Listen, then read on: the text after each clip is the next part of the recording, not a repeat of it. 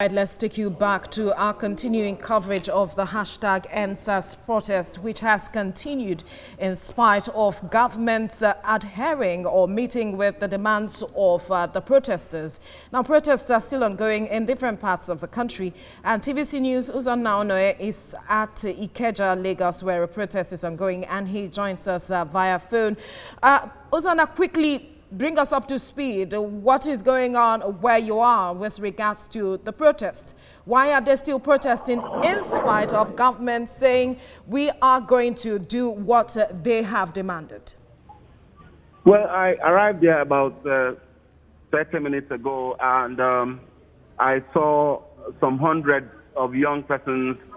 Maybe I cannot give an accurate number, but I can estimate there won't be less than 500, but not up to 1,000 yet. But the truth is that many of them are still coming. They come, park their vehicles. Many of them drive to this place, park their vehicles, step down with their water bags and stuff, just showing that they are prepared for a long stay, and then walk into the arena where loud music is blasting. They are kind of having fun for themselves. But the comment, that comes from them is that they don't care about us, most likely referring to the government. And it's obvious that the protest has gone beyond the EndSARS campaign. It is beginning to grow arms and legs. And I cannot say exactly where it is going from here, but a lot of other issues are beginning to come up. That the National Assembly, I saw a young man wearing a T-shirt, cut your pay, referring to NAS, cut your pay. That is the National Assembly, meaning that National Assembly members are earning much more than they should. So a lot of issues are beginning to show up, but we hope to see a middle line soon being identified by the organizers of the protesters and government.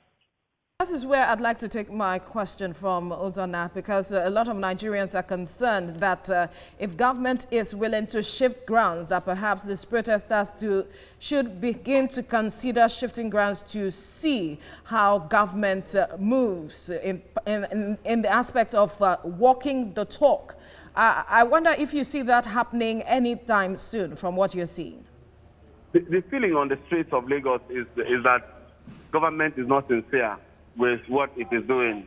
The quick response, or if you go on social media, what you see is that SARS ended and SWAT came up. Somebody actually wrote to ask whether the template for the establishment of this SWAT was in place before all of this protest began, because of the speed with which it was birthed.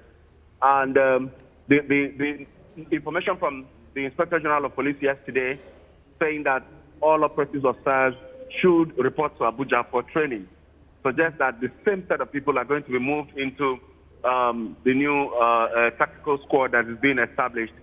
Young people here are speaking, they are discussing, they are talking, they're making comments suggesting that, yes, government has done quite a lot, but the sincerity is in doubt. All right, before we let you go, quickly talk to us what the traffic situation was like before you could get to the sport, because a lot of Lagosians, for instance, have been groaning over the pressure of traffic gridlock. Around here, traffic is normal, the normal Lagos heavy traffic. It wouldn't suggest anything yet around where I am for now.